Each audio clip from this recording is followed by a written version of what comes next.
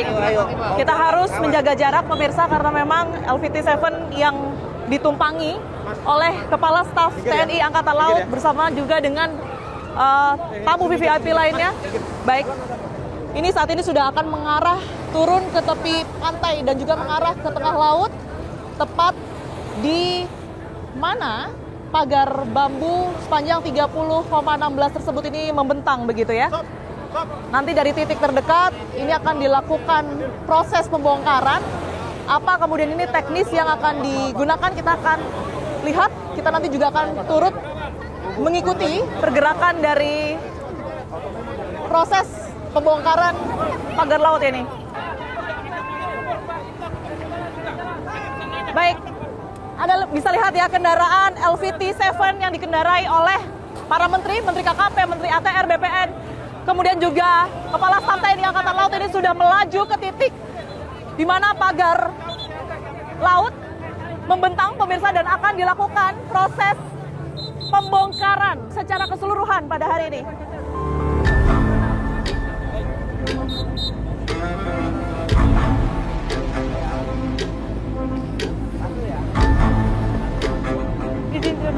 Tapi jangan banyak-banyak ya, jumlahnya hanya 8. Siap.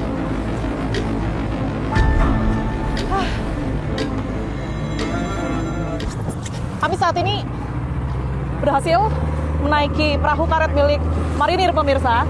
Tadi kami juga sudah melakukan sejumlah koordinasi untuk bisa menyusul ke titik lokasi mendekat ke pagar bambu pemirsa. Yang seperti yang Anda lihat tadi ya, sudah ada 2 LVT yang kemudian ini berisikan sejumlah pejabat seperti Kepala Staf TNI Angkatan Laut, kemudian juga Menteri Kelautan dan Perikanan, Menteri ATR, BPN, dan pejabat lainnya, disertai perahu nelayan lainnya yang seperti yang Anda lihat tadi cukup banyak begitu jumlahnya untuk melakukan pembongkaran. Sekali lagi, kali ini pembongkaran secara langsung yang telah disepakati bahwa pagar laut terbuat dari bambu sepanjang 30,16 km ini akan dibongkar atas kesepakatan antara TNI Angkatan Laut dan juga pemerintah.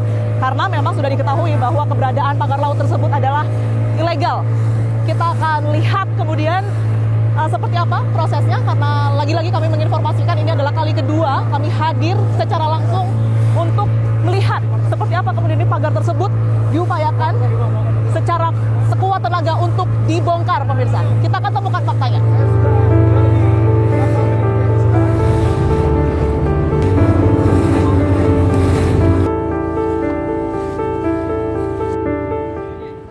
Sudah dekat sekali dengan kami saat ini. Kami akan coba untuk menepi. Saat ini sedang diupayakan untuk dilakukan penarikan.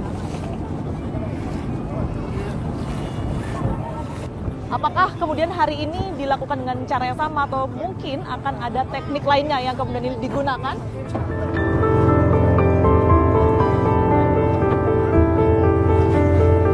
Terus yuk! Tarik satu!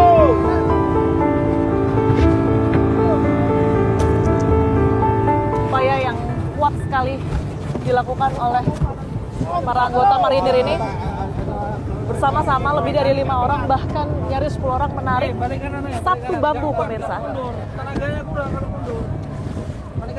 Setelah beberapa bambu berhasil untuk dicabut ya, upaya masih terus dilakukan sekalipun bisa Anda lihat ini cuacanya gerimis.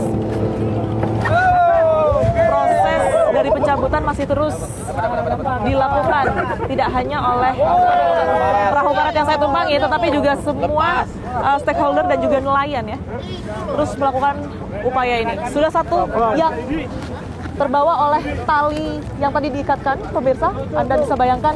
Coba bang, tarik bang. Lebih dalam daripada yang nongol ke atas. Lebih dalam daripada yang kelihatan ya bang ya? Wah.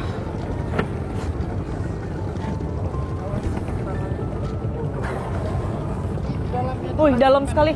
Dalam sekali pemirsa, Anda bisa lihat 4 meter. 4 meter yang kemudian ini tadi tertancap dan saat ini berhasil ditarik, dilepas dari yang 5 meter ya. Sementara yang terlihat dari permukaan hanya kurang lebih 1 meter. Kita akan coba untuk mencari titik lain ya tentunya ya. karena memang cukup luas sekali. Anda bisa bayangkan 30,16 itu tidak bisa memakan waktu yang sedikit memang. Tapi saya akan coba tanya bersama dengan salah satu anggota Marinir TNI Angkatan Laut di sini. Izin Bang, saya mau tanya untuk kegiatan hari ini, pembongkaran dari pagar bambu ya, ini sudah seperti apa kesulitan yang kemudian dialami? Karena ini bambunya yang tadi dijelaskan 5 meter menancap di bawah, 1 meter yang di atas permukaan laut. Jadi ditarik menggunakan PK ini sangat sulit sekali. Oke, dengan kekuatan mesin. Kekuatan mesin 60 PK hanya mampu mencabut satu-satu. Jadi yang bisa mencabut langsung banyak itu kapal-kapal nelayan dan kapal besar. Jadi kita hanya mencabut satu-satu.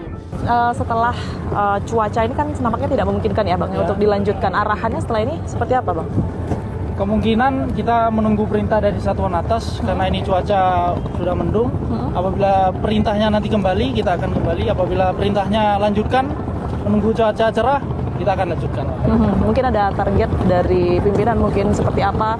Targetnya hari ini perintah dalam tamal 10 km kita harus cabut. Kita akan laksanakan. Oke, baik. Semoga dilancarkan ya Bang setelah cuaca ini membaik begitu kita bisa lanjutkan. Terima kasih sekali lagi Bang. Selamat bertugas. Ya. Izin Bang. Maju. Kita harus terus melakukan pergantian perahu karet ini karena memang saat ini perahu karet yang saya tumpangi ini akan mengantarkan saya menuju ke tepi kembali ke daratan begitu sebelum pada akhirnya nanti perahu karet ini ditugaskan untuk kembali melakukan pembongkaran dari pagar laut.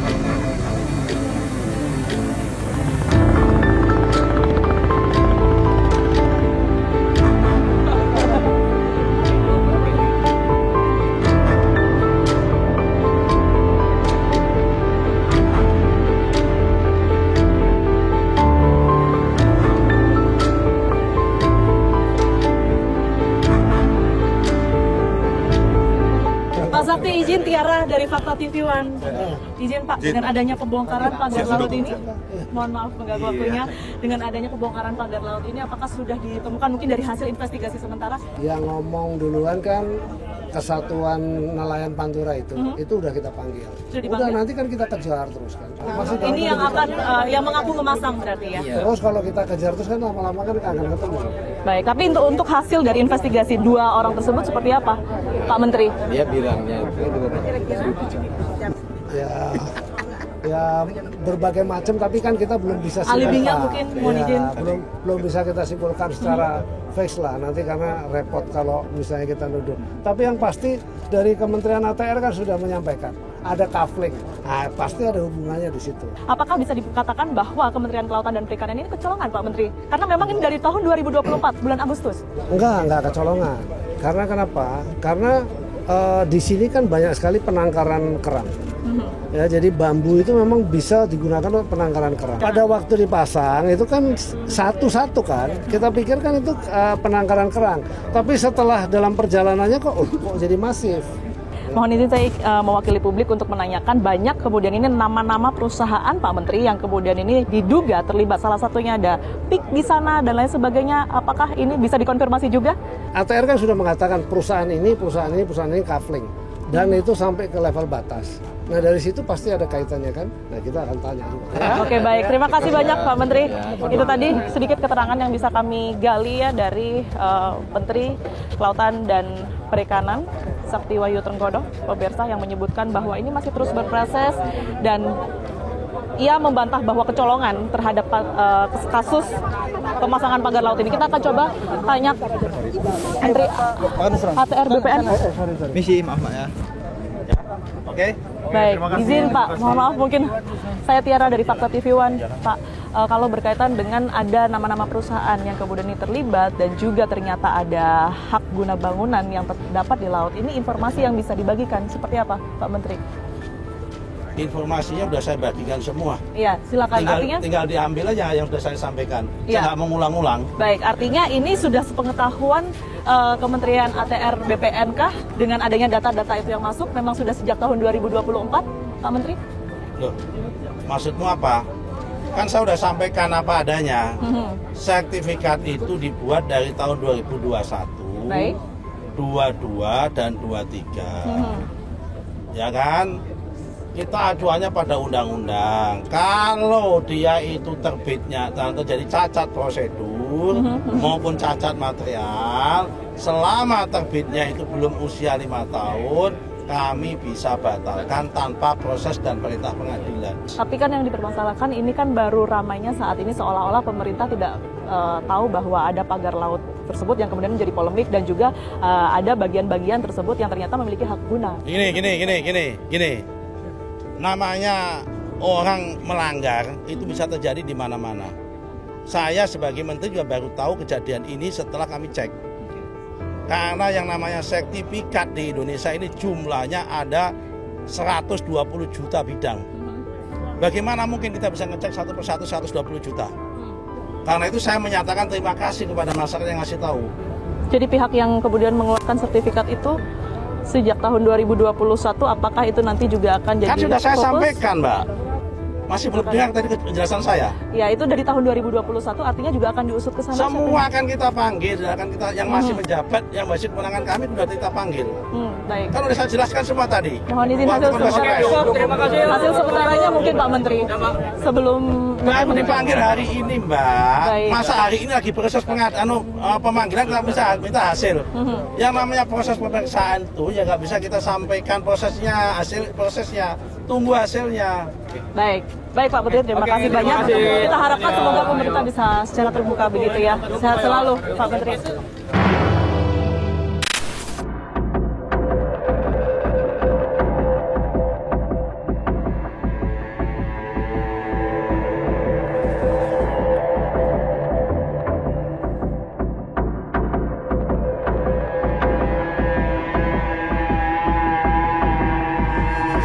Kami saat ini ingin kembali ke Desa Kronjo, pemirsa.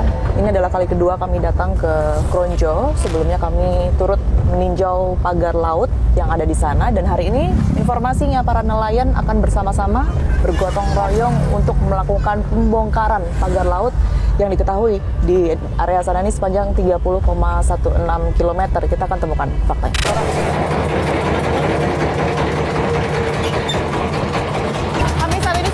Bergerak menuju ke titik lokasi, pemirsa, dan sekali lagi tentunya kita harus mengutamakan keamanan menggunakan life jacket ya.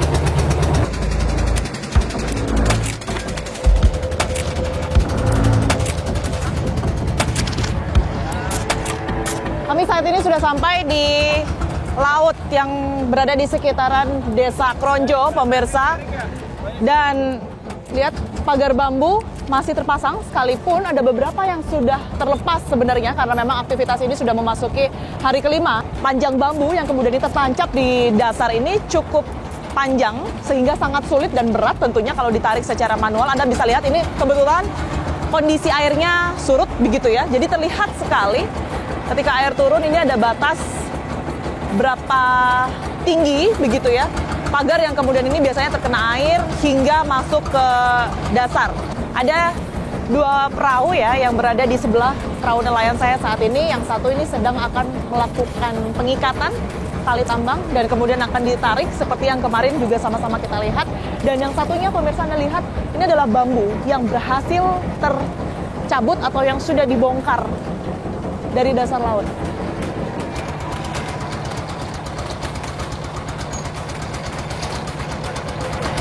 Ya, Anda bisa bayangkan, selain ditarik, tentunya pembongkaran ini dilakukan pembongkaran atau pencarikan secara manual.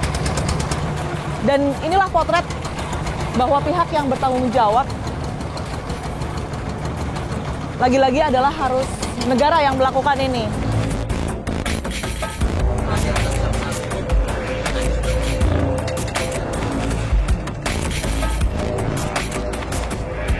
Ya. Izin Pak, izin Komandan. Iya. Saya ingin berbincang juga pemirsa dengan Dan Lanal ya, Kolonel Arif, berkaitan dengan seperti apa kemudian teknik yang digunakan pada hari ini.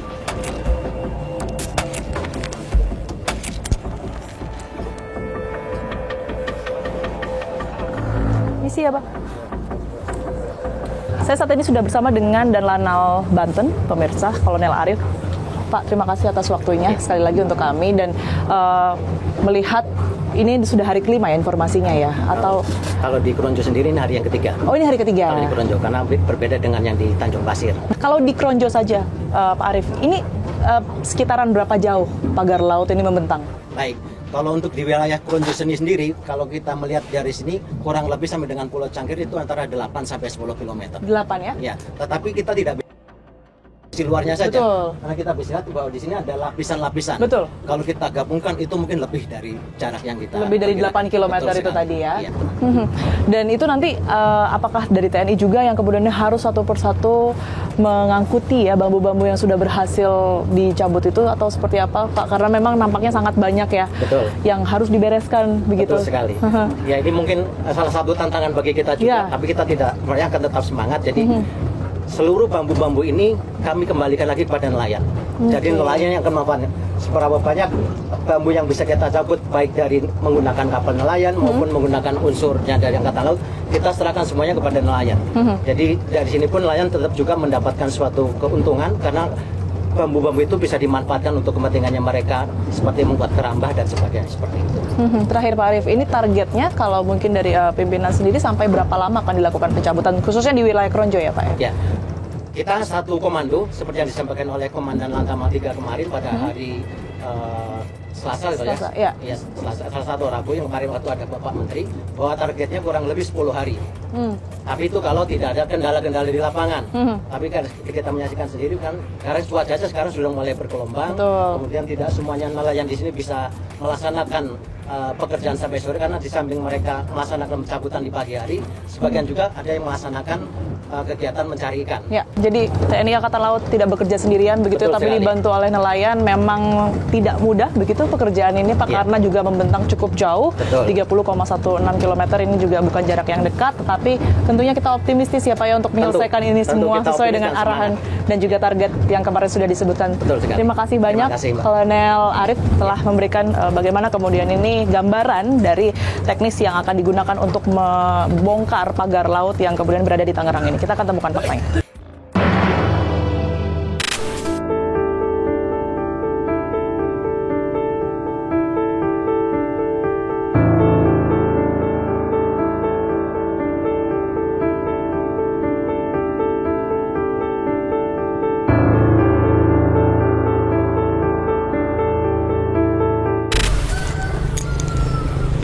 Kemarin pada saat konferensi pers, Menteri ATR BPN Nusron Wahid ini sempat menyebutkan terdapat 263 setidaknya bidang tanah di area kawasan pagar laut yang kemudian ini memiliki sertifikat hak guna bangunan dan juga SHM ya, sertifikat hak milik.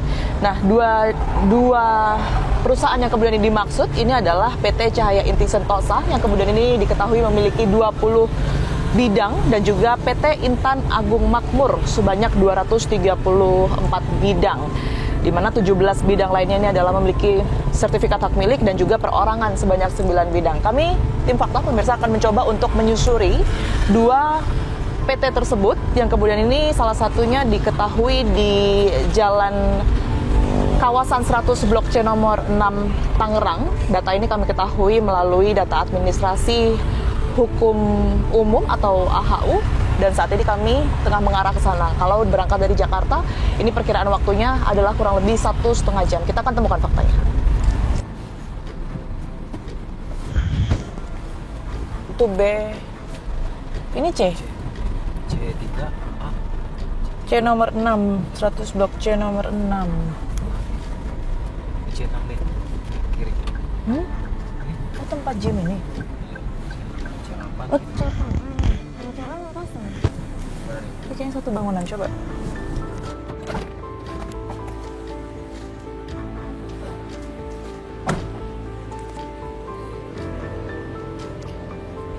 Permisi. Mas, maaf saya Tiara dari TV One. Boleh izin masuk ya? Oke. Permisi ya, Mas. Ini kan saya lagi cari alamat PT Cahaya Inti Sentosa yang kemarin soal Tangerang. Nah, mengarahnya ke sini. Ini kawasan 100 Blok C nomor 6 betul ya? Iya benar sebenarnya. Sebelumnya tuh sewa sebelah. Oh, sebelumnya sewa di sebelah. Ini kan udah tutup sebentar, soalnya mau pindah gini. Oh gitu. Ini tempat gym punya Mas Tapi ya? Iya. Dengan siapa? Mas siapa? Bapak Ance panggilannya. Bapak Ance, oke. Tapi sempat dengar ya PT Cahaya Inti Sentosa ini? Aku datang ke sini tuh kosong ya. Kosong, jadi aku ngambil langsung 3 ruko gitu kan. Cuman akhir-akhir ini katanya masalah yang di sana itu katanya pagar laut. Pusatnya katanya di sini kan. Betul. Apa nggak tahu saya. Iya. Banyak wartawan yang kesini sih, bilang nggak ada, bilang aku kesini kosong nyewa. Tahun berapa itu mulai nyewanya? Saya udah ini jalan mau ke 2 tahun full ini. 2 tahun. Oh jadi sempat ramai yang datang juga ya ke sini ya. Oke. Bapak Ance makasih banyak ya. Mohon maaf ganggu waktunya. Siap. Oke. Jadi saya sudah sempat mendatangi ya satu ruko. Ini alamat yang kemudian tertera di sini di data administrasi hukum umum. Ini PT Cahaya Inti Sentosa, pemirsa, ini berada di kawasan 100 Blok C nomor 6 Jalan Kampung Melayu Timur, Kabupaten Tangerang, Banten, dan betul memang terkonfirmasi bahwa inilah lokasi yang sesuai dengan apa yang kemudian saya temukan di AHO ini. Tapi informasinya memang sudah berubah ya, tempatnya menjadi tempat gym begitu, dan ini sudah dari 2 tahun yang lalu. Bahkan warga sekitar ataupun juga pemilik gym ini tidak mengetahui, tidak pernah mendengar sebelumnya bahwa ada PT sebelumnya yang menggunakan satu rute Blok C nomor 6. Kita temukan faktanya.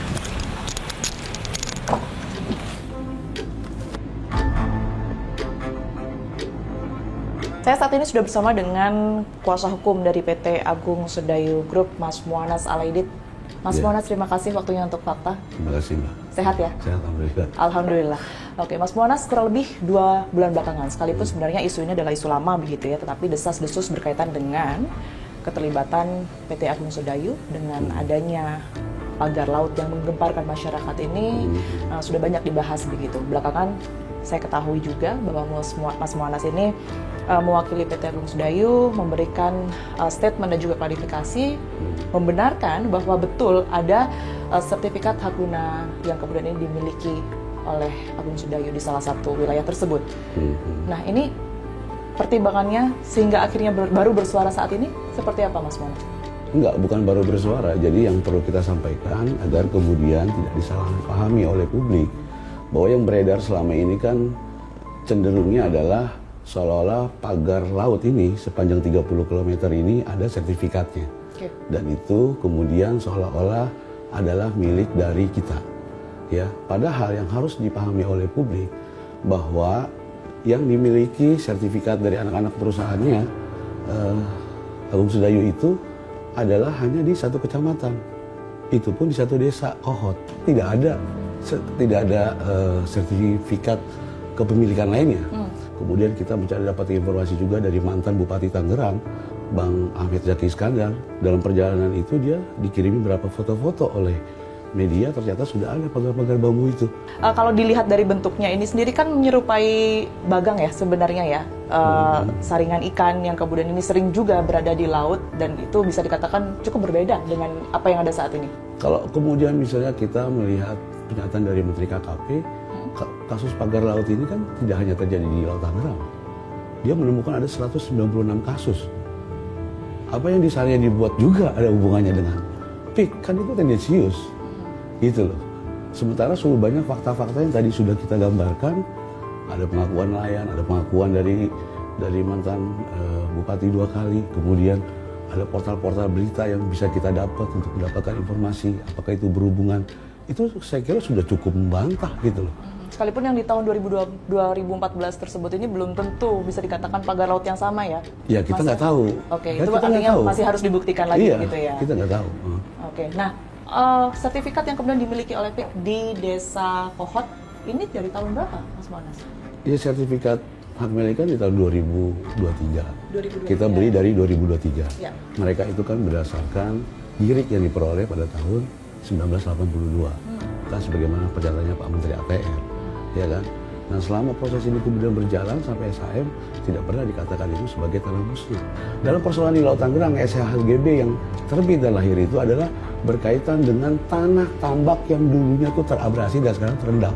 Tapi kan pada saat PIK membeli, dalam tanda kutip ya, pada saat itu dari rakyat, kalau saya boleh mengutip perkataan dari Mas Muanas, ini kan sudah tidak berupa lahan daratan begitu ya?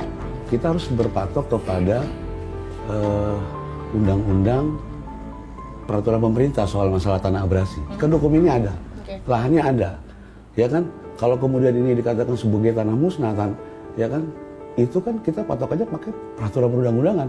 Ada PP nomor 18 tahun 2021. Itu ada mekanismenya untuk menyatakan bahwa itu sebagai tanah musnah. Sampai kemudian dikeluarkan penetapan, kemudian dikasih kompensasi. Tapi kompensasi itu bukannya dari pemerintah, koreksi kalau salah, Mas.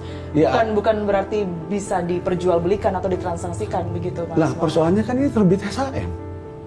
Kan kita berpikirnya kalau memang ini ini adalah termasuk tanah musnah yang tidak bisa diperjualbelikan, mestinya BP tidak menerbitkan SHM dong. Itu. Kan kita berikan ini sudah jadi SHM. Kemudian saat ini tentu saya yakin Mas Mu'annas juga turut mengamati ya di media sudah dibongkar begitu pagar tersebut ini disebut ilegal, bahkan Anda menanggapi hal ini seperti apa, Mas Mu'annas? Ya justru itu kewenangan pemerintah. Tapi kalau kemudian misalnya ada pihak-pihak tertentu yang menudingkan kepada kita juga berhak untuk menggunakan hak jawab kan gitu. Justru bagi kita dengan itu tidak dibongkar malah merugikan kita sehingga membentuk citra negatif kepada kita. Nah, kalau kemudian bisa ditanya bahwa apakah kita setuju, bahwa pagar laut itu dibuat, ya kita selalu ikut dengan aturan pemerintah. Kami kemarin sempat meninjau juga Mas di daerah Kohot dan juga perairan sekitaran sana begitu ya, sudah mulai dibongkar. Boleh mungkin digambarkan berarti yang area milik Agung Sudayo Taufik ini bukan di area di mana pagar-pagar tersebut berdiri? Enggak ada. Kita cuma di ujung aja, di Kohot. Di Kohot kan panjangnya pagar itu di 6 kecamatan. Ya kan? Ya, dari Kronjo sampai Teluk Naga. Ya kan? Kita itu cuma ada di Kronjo aja. Di satu desa itu pun di Kohot. Sertifikat yang disebutkan itu HGB, termasuk ada berapa SHM, nah di situ aja. Pada saat itu transaksi dilakukan ini untuk proyek apa, Mas Mu'annas? Karena banyak juga yang mengatakan bahwa ini ada kaitannya dengan PSN dan lain sebagainya. Ya belanja lahan aja. Kita belanja lahan, datanya jelas, itu daratan, nanti kita akan kemudian bisa digunakan untuk kegiatan pengerjaan seperti yang dilakukan di daratan, karena kita menganggap bahwa itu daratan. Spesifiknya mungkin sudah ada pembahasan pada saat itu, Mas, mungkin jalan tol atau dan lain sebagainya. Belum tahu kan, jalan tol juga lagi dibangun kan, kita menghabiskan biaya 23 triliun itu. Nah tapi selama ini kita nggak terlalu konsen ke situ kan, kita baru rame-rame aja, karena lahan kita ini kan masih banyak yang belum dikerjain, daratan aja kita belum beres. Oke, baik. Kemudian juga lebih dari 200 sertifikat itu tadi ya Mas ya, yang kemudian sudah disebutkan oleh Pak Menteri ATR BPN ini akan dibatalkan. Seberapa merugikan itu untuk PIK? Ya kalau merugikan jelas merugikan ya. Tapi saya kira yang paling penting poinnya adalah kita masih mengikuti perkembangan sampai dapat data tertulis apa yang kemudian menjadi alasan yuridis dan alasan prosedural cacat yuridis yang seperti disampaikan kan. Pernah menjadi pembahasan tidak bahwa area-area yang kemudian terdampak abrasi ini nantinya akan kemudian digunakan oleh PIK begitu ya untuk bekerjasama menjadi suatu proyek strategis nasional atau PSN itu? Enggak, kalau PSN itu kalau PSN itu saya kira adalah dua hal berbeda ya. Okay. PSN tanahnya punya pemerintah, sementara yang tadi HGB itu termasuk yang di daratan itu adalah tanah-tanah untuk proyek komersial PIK. Tidak hanya berbicara mengenai sanksi begitu yang nampaknya saat ini akan diberlakukan oleh pemerintah, tidak hanya dibatalkan ternyata sertifikat ini, tapi akan ada sanksi administratif berupa denda 18 juta per hektar. Nah ini sudah terinfokah Mas Mu'annas? Apapun keputusan pemerintah sepanjang saya kira bahwa itu sudah menjadi produk hukum, kita akan taat hukum gitu. Berarti akan kita ikutin aja. Menaati untuk membayar denda tersebut ya? Ya nggak gitu juga kan kita. Karena begini, dua PT tersebut, dua PT CIS kemudian juga IAM ini kan sudah tersebut oleh Pak Menteri begitu ya. Artinya gini, kita nggak berani melakukan spekulasi apapun karena semua yang kita lihat ini dari media. Kita harus menunggu surat resmi dari BPN. Apa sih yang kemudian menjadikan alasan pembatalan? Kita belum bisa berikan tanggapan soal itu sampai kita mendapatkan surat resmi dari BPN. Apa yang kemudian menjadi alasan pertimbangan pembatalan? Mas Mu'annas, tadi kebetulan hari ini di hari yang sama kami juga sempat berkunjung ya ke PT CIS yang ada di Tangerang juga. Nah ini informasinya memang tidak pernah ada di situ, bahkan kurang lebih 2 tahun terakhir ini sudah berganti tempat usaha begitu, tempat gym. Nah ini informasinya seperti apa? Nah saya nggak tahu persis ya, karena kita memang kalau mendengar informasi itu biasanya kita cek dulu masing-masing. Tapi kalau nanti soal keberadaan itu nanti mungkin saya bisa koordinasikan dengan pihak manajemen, nanti ada orang yang akan saya kirim lah untuk lokasi-lokasinya.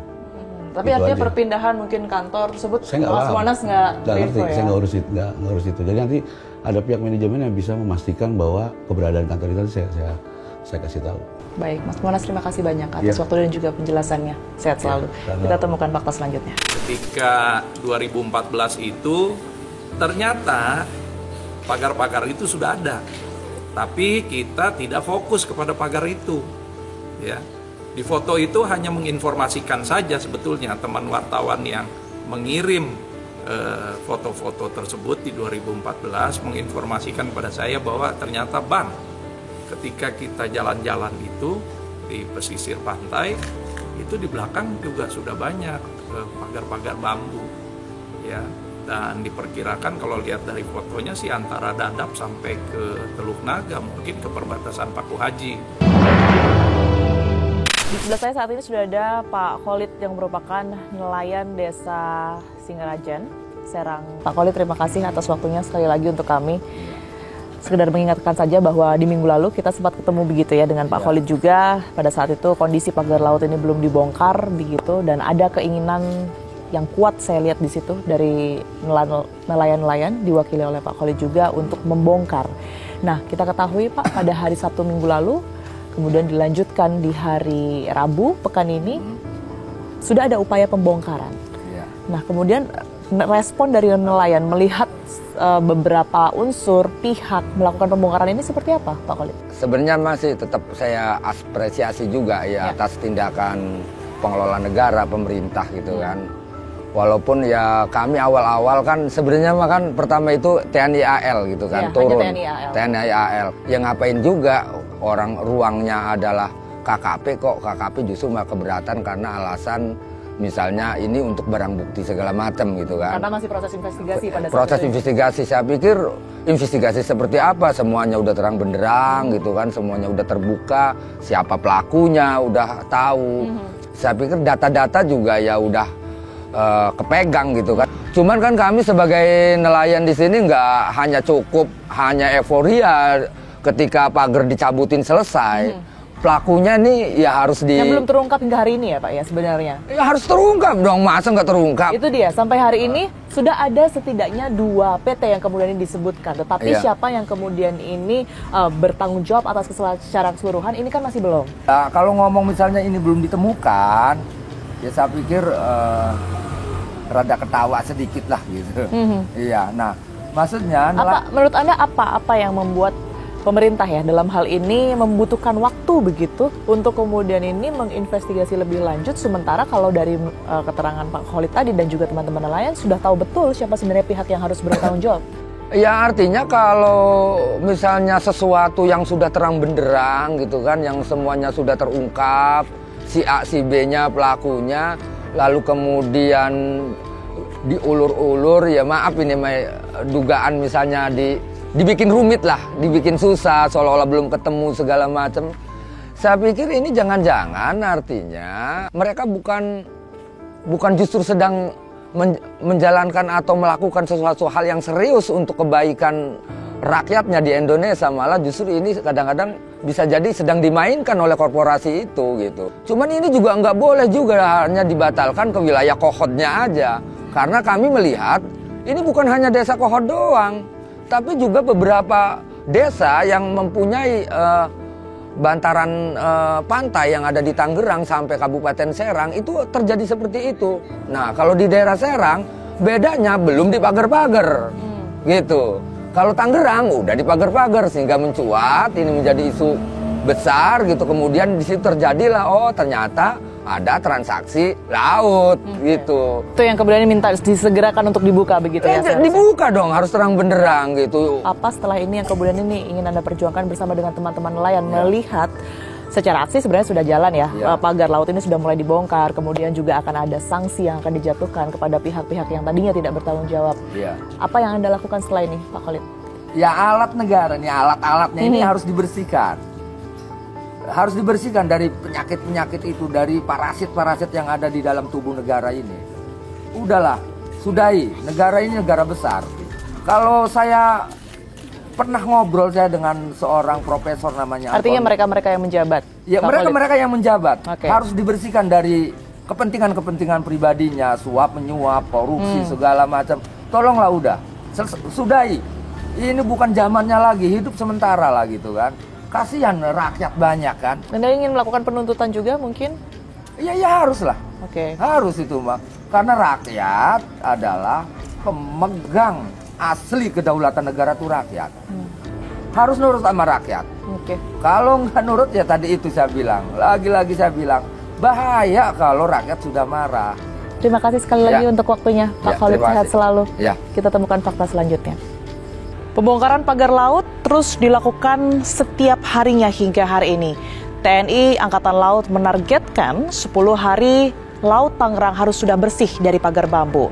Sementara itu para nelayan terus berharap kepada pemerintah agar pemerintah memiliki komitmen yang kuat dalam memerangi oknum-oknum yang tidak bertanggung jawab dalam memanfaatkan laut, khususnya yang merugikan para nelayan. Di sisi lain, kuasa hukum dari PT Agung Sedayo Group Mu'anas Alaidit buka suara dan ia pun mengaku telah membeli lahan tak jauh dari pagar laut berada di Desa Kohot yang ia lakukan transaksi tersebut ini pada tahun 2022 pemirsa, dan lahan tersebut ini sudah bersertifikat hak guna bangunan. Lantas seserius apa pemerintah ini akan menindak pihak-pihak yang kemudian terlibat dalam kasus kafling laut ini? Saksikan terus Fakta setiap hari Senin pukul 20 waktu Indonesia Barat hanya di TV One.